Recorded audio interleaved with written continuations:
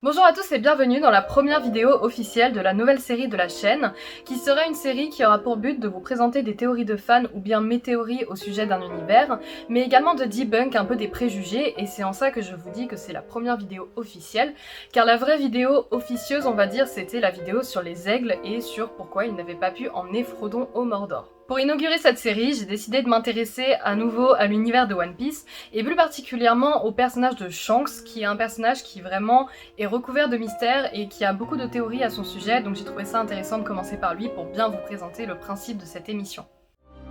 Quand on parcourt les lignes d'une œuvre, il ne tient qu'à nous de nous aventurer au-delà des limites de l'imaginaire pour en découvrir de nouveaux horizons.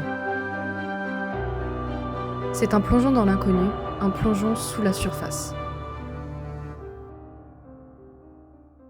Une petite précision avant de commencer la vidéo, les théories que je vais vous présenter sont des théories que j'ai lues moi-même en lisant le manga, sans influence extérieure, mais je ne me prétends pas être la détentrice et la seule personne à avoir pensé à ces théories, je pense qu'on est nombreux à y avoir pensé, mais en tout cas c'est des théories que j'ai sans aucune influence, je n'ai pas lu de théorie pour cette vidéo, c'est vraiment purement mon appréciation, et vu que c'est mon appréciation, c'est subjectif, donc je préfère prévenir pour que ça ne débatte pas trop en commentaire, parce que One Piece c'est quand même un bon sujet de débat.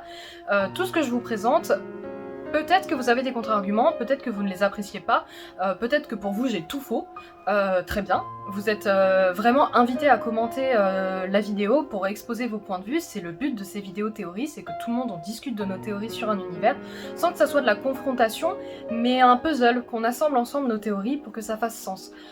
Donc à nouveau, si vous voulez débattre, vous êtes libre de le faire en commentaire, en restant évidemment poli. C'est quand même fondamental, je pense, de garder de la politesse et de la gentillesse dans un espace commentaire, sachant que je pense que tous les commentaires un petit peu trop haineux et violents seront supprimés. Enfin, cette vidéo, notamment dans la deuxième partie, comprendra des spoils à partir du moment de la rêverie, de l'arc de la rêverie, ainsi que potentiellement quelques événements sur Wano. Donc si jamais vous n'avez pas vu ou lu ces passages-là, que vous êtes en retard parce que normalement l'animé l'a traité, je pense pas que ça spoilera quoi que ce soit. Toujours est-il que si jamais vous êtes à jour sur l'animé ou le manga, vous pouvez lire. Si vous ne l'êtes pas, vous pouvez regarder la vidéo.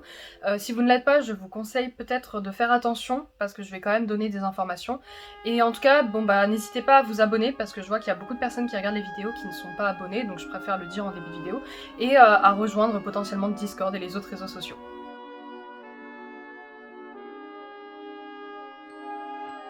La première théorie que je vais amener, c'est un peu comme dans l'esprit des aigles, un petit peu un debunk d'une idée reçue, qui vient souvent de la part des gens qui n'aiment pas trop One Piece, ou même de la part de gens qui aiment One Piece, c'est pourquoi Shanks n'a pas esquivé le monstre marin au début de One Piece, au moment où il sauve Luffy. Ce monstre marin qui va lui manger son bras et qui va au final lui coûter un avantage important parce que c'était son bras dominant avec lequel il maniait son épée et il faisait un petit peu tout.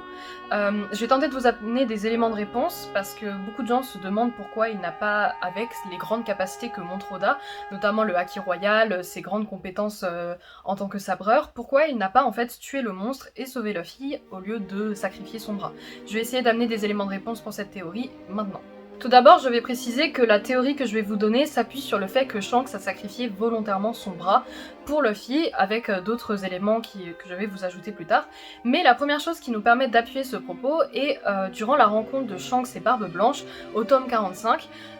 Barbe Blanche lui demande en fait comment il a perdu son bras et Shanks lui répond en lui disant qu'il l'a sacrifié pour une nouvelle ère. Selon moi, la manière dont sont tournées les phrases, et peut-être que c'est lié à la traduction à nouveau, mais je parle pas japonais donc je peux pas valider vraiment, mais en tout cas la manière dont sont tournées les phrases dans la version officielle du manga laisse sous-entendre pour moi qu'il l'a vraiment sacrifié volontairement. Quand on parie quelque chose, c'est quelque chose... Enfin, on pose volontairement la mise sur la table et on attend de voir si la mise est gagnante ou pas, enfin je m'y connais pas trop en pari, mais en tout cas c'est quelque chose qui se fait volontairement. Le fait de dire qu'il parie sur une ère nouvelle au prix de son bras, pour moi sous-entend quelque chose de volontaire.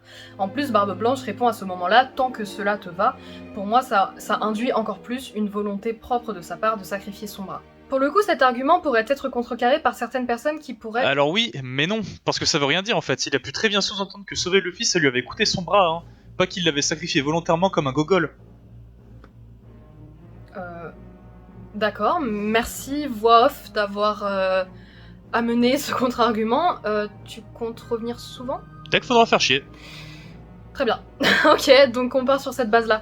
Donc oui, comme la voix off disait, il y a certaines personnes qui pourraient dire que cela ne veut pas dire grand-chose et qui pourraient très bien l'avoir sacrifié sans faire exprès, en sauvant Luffy, en se disant que c'était en pariant sur le fait de sauver Luffy. Bon, évidemment, quand j'apporte cette théorie-là, je ne pars pas du principe que ce seul argument suffira à vous convaincre, on passe donc au suivant. Donc à partir de ce moment-là, pour appuyer cette théorie, il faut retourner directement au tome 1 dans lequel Shanks sauve Luffy, parce que pour moi c'est vraiment le moment où il y a en fait le plus d'arguments pour appuyer l'idée du sacrifice volontaire du bras de Shanks. À ce moment-là, Luffy est très jeune et il est admiratif devant Shanks ainsi que sa bande, et il souhaite rejoindre la mer avec eux, se disant que le capitaine pourrait le protéger peu importe les dangers. Maintenant je vais vous demander de réimaginer la situation. Luffy provoque le brigand de montagne qui décide alors de le kidnapper pour l'emmener en mer. À ce moment-là, il se dit qu'il n'en a plus vraiment besoin et balance Luffy par-dessus bord. Il est dans cette situation entièrement par sa faute, parce qu'il l'a provoqué alors que Shanks disait que ce n'était pas nécessaire, et à ce moment-là, il se fait attaquer par le monstre marin. Maintenant, imaginez que Shanks le sauve avec son épée ou le haki royal, peu importe, et que personne ne soit blessé et que rien ne résulte en conséquence de ses actes. Qu'aurait-il conclu du haut de ses 9 ou 10 ans ? Eh bien tout simplement, de son jeune âge, il se dirait que Shanks serait là pour le protéger, peu importe la situation, et qu'il n'avait rien à craindre et que du coup en fait rien ne l'empêchait de prendre la mer. Or ce n'était pas le cas, Shanks ne voulait pas que Luffy prenne la mer, et il le dit plusieurs fois qu'il est trop jeune, qu'il connaît les dangers de la mer, et que du coup ce n'est pas un âge pour y aller. Or, la conclusion qu'aurait tirée Luffy à ce moment-là, c'était que c'était le bon moment parce qu'il était protégé. Et elle est là la théorie, Shanks aurait sacrifié vraiment au premier sens son bras pour la nouvelle ère de la piraterie. Pour je ne sais quelle raison, Shanks a vu en Luffy, à cet âge-là pourtant si jeune, qu'il représentait à lui tout seul presque la nouvelle ère de la piraterie. Et c'est en ça qu'il était trop jeune également pour prendre la mer, et Shanks en avait conscience. Il voulait à ce moment-là faire apprendre à Luffy les conséquences de ses actes, et le fait que la mer était impitoyable, pas juste un simple endroit où un enfant aussi jeune avait sa place.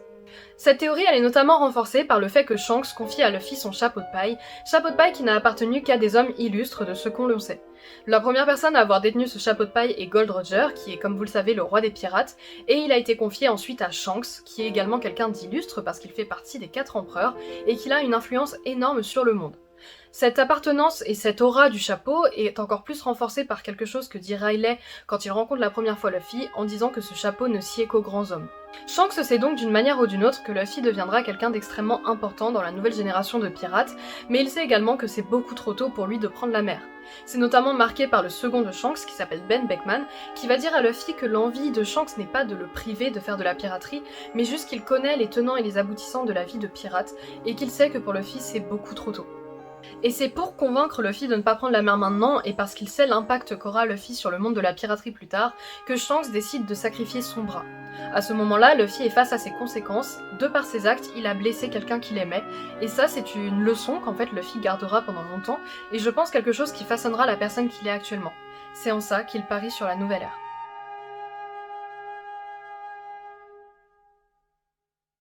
La deuxième théorie que j'ai sur Shanks est celle de la balance du monde, comme je vais l'appeler, mais en fait par là je veux dire que c'est quelqu'un qui a un peu pour but de garder un équilibre au sein des forces, que ça soit la marine, le gouvernement mondial, les pirates, les révolutionnaires, à chaque fois qu'on le voit intervenir activement, c'est pour essayer de préserver un équilibre autant qu'il le peut. Évidemment, je ne vais pas vous faire cette théorie sans vous amener quelques preuves, et cela va se faire par le biais de 3 événements majeurs où l'on voit Shanks agir activement. À nouveau, par activement, je veux dire que c'est lui qui va à un endroit pour faire quelque chose, et pas quelqu'un qui vient le voir, notamment quand Ace va à la rencontre de Shanks pour le remercier pour Luffy. J'appelle pas ça agir activement, pour moi c'est juste, bon bah il fait la rencontre de quelque chose. Quand je parle d'activement, c'est vraiment des moments dans le manga où on l'a vu agir pour faire quelque chose dans le but de, ou pour prévenir quelque chose. On le voit ça dans 3 moments, 3 événements, qui sont les 3 fois où on voit Shanks agir activement, qui est du coup la rencontre avec Barbe Blanche, la rêverie que l'on voit à la fin du manga, et quand il intervient à Marineford pour mettre fin à la guerre. Le premier événement dont nous allons parler est la rencontre entre Shanks et Barbe Blanche, 2 empereurs, juste après l'arc d'Enies Lobby, au sujet d'un pirate du nom de Barbe Noire. Pour vous remettre un petit peu de contexte, Barbe Noire c'était un pirate qui faisait partie de l'équipage de Barbe Blanche, et il s'est enfui après avoir assassiné Tatch, le 4e commandant de la division de Barbe Blanche. Après cet affront, Ace, le 2e commandant de la division de Barbe Blanche, décida de se lancer à sa poursuite afin de lui faire payer cet acte et ce manque de respect pour le grand empereur. Shanks à ce moment-là souhaite s'entretenir avec Barbe Blanche pour le prévenir du danger que représente l'affrontement entre Barbe Noire ainsi qu'Ace, mais également pour lui demander de rappeler ce dernier auprès de lui, ce que Barbe Blanche en fait va refuser, mettant fin tout de suite à l'échange. En dehors de la sécurité d'Ace, qui selon moi n'est pas vraiment une préoccupation pour Shanks, à ce moment-là, ce dernier semble savoir qu'un affrontement entre les deux pirates ne pourrait qu'avoir comme issue un déséquilibre dans ce monde et un changement profond dans les ordres déjà établis, notamment dans le cas en fait d'une défaite d'Ace. Et au vu des événements futurs, notamment de Marineford, d'Impel Down et de tout ce qui se passera après, on peut en fait se demander comment il pouvait savoir tout cela et surtout on ne peut que constater qu'il avait en réalité raison. En parlant de Marineford, cela me permet de faire une petite transition vers le deuxième élément de la théorie. Tout d'abord, à Marineford, il y a deux événements marquants avec Shanks, le premier étant son affrontement face à Kaido dans le Nouveau Monde pour l'empêcher de se joindre à la bataille au sommet. Ça, c'est vraiment dit dans le manga, c'est officiel qu'il affrontait Kaido pour l'empêcher d'arriver à Marineford, et au vu de l'arc de Wano et des éléments que l'on a appris, on peut supposer que Kaido voulait se rendre à Marineford afin d'affronter Ace, parce que celui-ci lui avait plus ou moins manqué de respect sur son île à Wano. Shanks finit par arriver à Marineford de l'autre bout de Grand Line par je ne sais quel miracle, et il met fin par sa simple présence à la guerre au sommet. Cela permet aux deux camps d'atténuer le nombre de victimes, mais également d'enterrer ses morts, et par ce fait, Shanks met également fin à une bataille qui aurait pu être d'autant plus meurtrière. Selon moi, s'il avait eu la possibilité, il serait intervenu avant, parce que je pense que toutes les conséquences qui se sont passées à Marineford ont vraiment eu des conséquences graves sur l'équilibre du monde, donc à nouveau avec cette théorie de la balance, et que son intervention un petit peu en retard permet d'atténuer les effets de ce déséquilibre, mais qu'il aurait dû arriver avant si vraiment cela avait pu aboutir complètement. Maintenant, si on revient à son intervention première auprès de Barbe Blanche, on peut constater que si le pirate avait écouté ses recommandations et avait en effet rappelé Ace auprès de lui, il y aurait vraiment eu énormément de choses qui auraient été évitées. Tout d'abord, la première conséquence de la défaite de Ace face à Barbe Noire a été qu'il a été capturé et envoyé à Impel Down, ce qui a permis de mettre en place son exécution. Durant son exécution, Barbe Blanche périt, un des 4 empereurs meurt, ce qui laisse une place vacante en fait dans cet équilibre qui était déjà établi. Cela a vraiment créé un cataclysme auprès des 3 grands empereurs parce que déjà Barbe Blanche a perdu son influence sur toutes les îles qu'il contrôlait et de nombreuses civilisations ont été mises en danger, notamment l'île des Hommes-Poissons. Mais également un nouvel arrivant est arrivé au sein des 4 empereurs, Marshal Ditich, Barbe Noire, et cela a été un gros cataclysme dans la piraterie, et cela a chamboulé beaucoup de choses, donc la balance a été à nouveau déséquilibrée. De plus, la capture d'Ace a emmené la révélation de l'existence d'un fils du roi des pirates, de Gold Roger, ce qui a été vraiment quelque chose d'extrêmement marquant pour toutes les populations qui regardaient à ce moment-là l'exécution de Ace. Mais également, avant de mourir, Barbe Blanche a réitéré les propos du roi des pirates en affirmant que le One Piece existait en effet bel et bien, lançant presque à nouveau et ravivant la flamme de la piraterie. Enfin, le dernier élément qui appuie cette théorie de balance du monde est la rencontre très récente d'ailleurs dans les mangas de Shanks ainsi que du Gorosei, le Conseil des 5 du gouvernement mondial. Alors pour ça, c'est quelque chose qui est très libre à interprétation en quelque sorte. Ce n'est que quelques cases dans le manga et on n'a pas les tenants et les aboutissants de cet événement. Donc à nouveau, c'est vraiment de la théorie ce que je vais dire. Mais pour moi, je pense que ça peut être plus ou moins juste, notamment si on reste dans la continuité de la théorie que je vous expose depuis le début. Tout d'abord, au vu de ces scans, il y a des questions qui se posent en fait presque automatiquement. Comment se fait-il que Shanks, un empereur, un ennemi du gouvernement mondial ainsi que de la marine, puisse entrer de la sorte à Marijois sans que rien ne soit fait pour l'arrêter? On voit vraiment les mécanismes pour aller à Marijois, il y a un immense ascenseur qui monte Redline, le seul qui a pu entrer à Marijois c'est Fisher Tiger et il a grimpé Marijois à main nue, ce que je pense que Shanks n'a pas fait.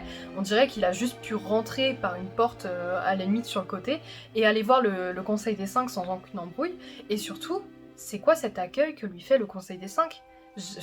C'est quand même une instance extrêmement importante, et Shanks est l'un des pirates les plus recherchés au monde, et il l'accueille de cette manière. Pour rappel, la rêverie est en cours, c'est-à-dire que tous les rois qui ont participé à fonder le gouvernement mondial, les descendants évidemment, sont présents pour débattre de sujets importants. Le Gorosei a d'autres préoccupations que de discuter avec un pirate, et pourtant il l'accueille en disant « On a accepté de parler que parce que c'est toi. On a accepté de t'accueillir que parce que c'est toi, Shanks. » Donc vraiment, on peut se demander dans quelle mesure Shanks est suffisamment important et unique pour que le gouvernement mondial, que le Conseil des 5 accepte de l'accueillir dans ce contexte de rêverie. Pour moi, et à nouveau c'est mon interprétation, c'est parce que Shanks déjà, la raison pour laquelle il a une prime aussi haute sur sa tête, c'est parce que c'est quelqu'un qui a un savoir immense. Je dis pas qu'il n'est pas fort, je pense que c'est quelqu'un qui est extrêmement puissant, puisqu'on sait qu'il pouvait rivaliser avec Mihawk avant qu'il se fasse couper le bras. Je pense vraiment que c'est quelqu'un de fort, mais je pense que la raison pour laquelle il a cette prime aussi haute, c'est fondamentalement parce qu'il a des connaissances qui mettent en danger le gouvernement mondial. Et je pense que c'est également de ce fait-là, en fait, que le gouvernement accepte de le rencontrer, parce que c'est plus presque en leur faveur et à leur avantage d'avoir Shanks plus ou moins de leur côté, que d'avoir Shanks contre eux. Donc je pense que c'est déjà pour cette raison qu'il l'accueille de cette manière. Enfin, pour passer sur ce que dit Shanks réellement, il dit à ce moment-là au Conseil des 5 qu'il souhaite s'entretenir avec eux au sujet d'un certain pirate. Alors pour moi et pour beaucoup, le certain pirate en question est plutôt Barbe Noire, du fait qu'il devienne de plus en plus dangereux et de plus en plus menaçant pour l'équilibre du monde, du fait qu'il récolte de plus en plus de fruits du démon, maintenant qu'il a le fruit des ténèbres, mais également le fruit du séisme, l'ancien fruit de Barbe Blanche. Pour certains, il y a également la théorie du fait que le pirate dans lequel il souhaite discuter est Luffy, dans la théorie de Shanks comme mastermind qui contrôle Luffy pour récupérer le One Piece. Personnellement, c'est une théorie auquel je crois pas, donc c'est pour ça que je vous l'expose pas vraiment. Ensuite, pour moi, la raison qui amène Shanks à discuter avec le gouvernement mondial de Barbe Noire, théoriquement toujours, serait pour moi que le gouvernement mondial serait potentiellement à ce moment-là les seuls capables de faire autre chose pour le stopper. Et à nouveau, dans l'idée qu'on garde de la théorie de Shanks qui est la balance du monde, la personne qui fait en sorte de garder un équilibre dans ce monde, potentiellement parce qu'il connaît les tenants et les aboutissants si cet équilibre n'est pas respecté, je pense que c'est pour ça qu'il va les voir, parce que Barbe Noire doit être arrêtée, ou l'autre pirate dont il doit parler doit être arrêté impérativement, sinon l'équilibre du monde en sera complètement chamboulé. Donc à nouveau, ça reste une théorie qui est assez, entre guillemets, légère et peut-être presque évidente pour certains, mais au vu des événements, que ça soit Marineford, que ça soit sa rencontre avec Barbe Blanche, ou la rencontre avec le Gorosei, le Conseil des 5, pour moi ça a toujours été des événements dans lesquels Shanks a essayé d'empêcher des catastrophes de se passer. Il a toujours essayé de faire en sorte que les drames n'arrivent pas, et les fois où il a échoué, notamment avec Marineford ou Barbe Blanche, les conséquences ont été vraiment dramatiques en fait pour la piraterie. Et j'ai encore l'impression que ce ne sont que des conséquences légères par rapport à tout ce qu'il peut voir et savoir, parce que pour moi c'est un personnage qui est au courant notamment du siècle oublié, qui est au courant des armes antiques, qui est au courant d'énormément de choses, potentiellement de la volonté du dé. C'est notamment sur ça que se reposent les gens qui pense qu'il contrôle Luffy parce qu'il sait que c'est un D. Donc pour moi en fait Shanks c'est quasiment tout.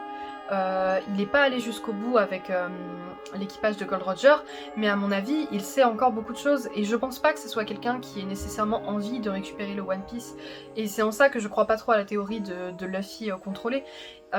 Mais du coup c'est également de par tout ce que je vous ai exposé jusqu'à présent que je pense que Shanks n'a pas juste un rôle de personnage badass qui arrive de temps en temps pour prévenir un danger.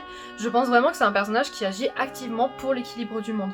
Et l'équilibre du monde c'est quelque chose qui est souvent vu dans One Piece, notamment avec les armes célestes qui ne doivent pas être utilisées sinon ça va chambouler les ordres établis et l'équilibre du monde à nouveau.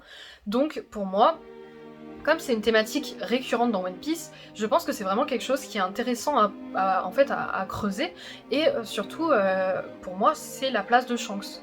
C'est comme ça que je le vois depuis le début. Donc voilà, c'est la fin de cette première vidéo sur les théories de fans. Je sais pas encore comment je vais appeler cette série. J'espère que ça vous a intéressé, toutes les théories autour de Shanks. Vous pouvez à nouveau en débattre en commentaire, il n'y a pas de souci. J'ai parlé de théories auxquelles je croyais ou que j'avais établies moi-même parce que je ne voulais pas parler de théories que je ne croyais pas, parce que pour moi ça sert à rien d'essayer de vous convaincre sur des trucs que vous ne croyez pas, notamment sur Shanks Mastermind. Toujours est-il que j'espère que ce format vous a plu, et si jamais vous avez des suggestions de théories que vous souhaitez que j'aborde dans cette série, n'hésitez surtout pas à me le dire en commentaire et je vais m'intéresser à ces sujets. Et si jamais vous avez aimé la vidéo, n'hésitez pas à mettre un pouce, à partager la vidéo, à la commenter et à vous abonner, parce qu'à nouveau il y a beaucoup de gens qui regardent les vidéos qui sont pas abonnés. Et en attendant, moi je vous dis à la prochaine pour une autre vidéo. Ciao!